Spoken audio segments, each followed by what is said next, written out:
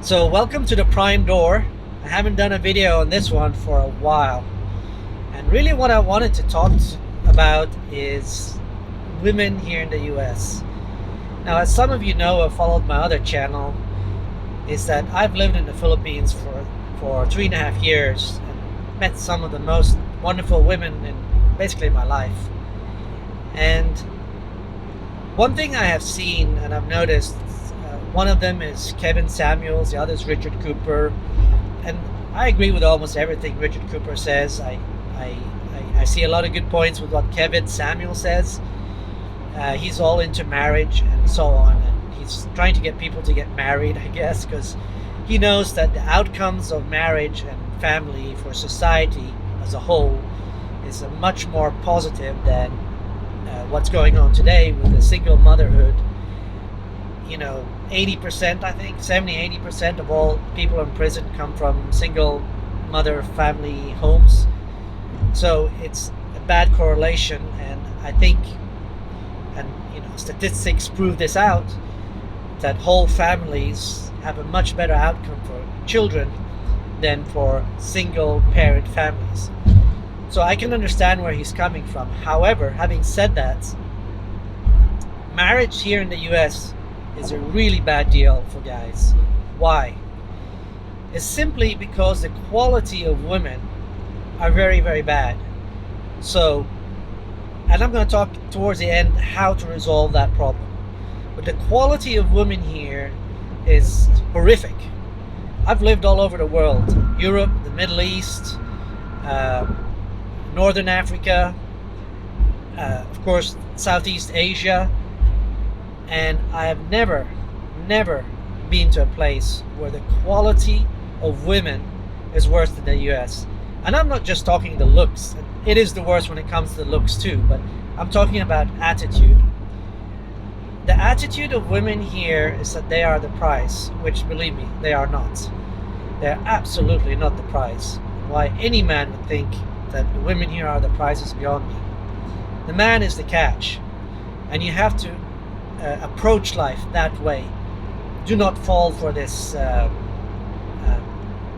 way it is in the West, that the woman is the prize, happy wife, happy life. All BS. All BS. You are the man, you bring so much to the table. Women in general bring very little to the table.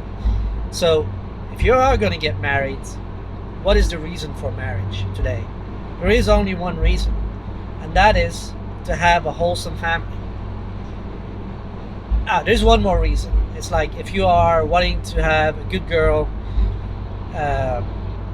something better than what the marketplace can offer here in the US, well, then you kind of have to go abroad, whether it's Europe, Eastern Europe, Southeast Asia, Asia in general, Middle East, wherever you choose, wherever your liking is. It doesn't get worse than here, so you can only go better from here.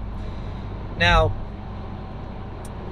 so if you don't want kids, as an example, or can't have kids, or whatever, and you want a better woman, that's the way you have to go. However, the US, being a feminist driven country, they try to make it as hard as possible. The application process, the consequences of things happening if the marriage fails, not just within the family courts, but within the federal government. These consequences can be pretty bad. So you have to choose the woman that you're going to bring over very, very carefully. And I would suggest the following. If you are going to go that route, do not meet someone online, go see them for a few weeks, and then think you know that person. You do not know that person. You have to take some time off work remotely, whatever, go there, live there at least, and I'm saying at least a year, if not two, to actually know that person. So that's the way you can resolve the horrific marketplace that is the US when it comes to women. Now, the other way you can resolve it, of course, is leave the US, but as we know, the US is a really good place to make good money, and life in the US can actually be pretty good. So that's kind of my disagreement with both Richard Cooper and Kevin Samuels. I've heard them talk about women from abroad and bringing them, that's not a good idea and all that. I completely disagree. The quality of women everywhere in the world is so much better than here. It's like, I don't want to, I mean, a person is not something materialistic, right? But just to compare it, it's a marketplace, right? If you can buy a laptop that's made in Southeast Asia that has the latest i9 and all the good stuff in it for $500 versus paying $10,000 for it here, why wouldn't you? You know? The other thing is that women here in the West have become very, very materialistic. And that's actually a video I'm going to cover on my next one, talking about how materialistic it's become here. So many women in the East are not that materialistic. They're more into oh, here's a police. I got to make sure I'm not going too fast.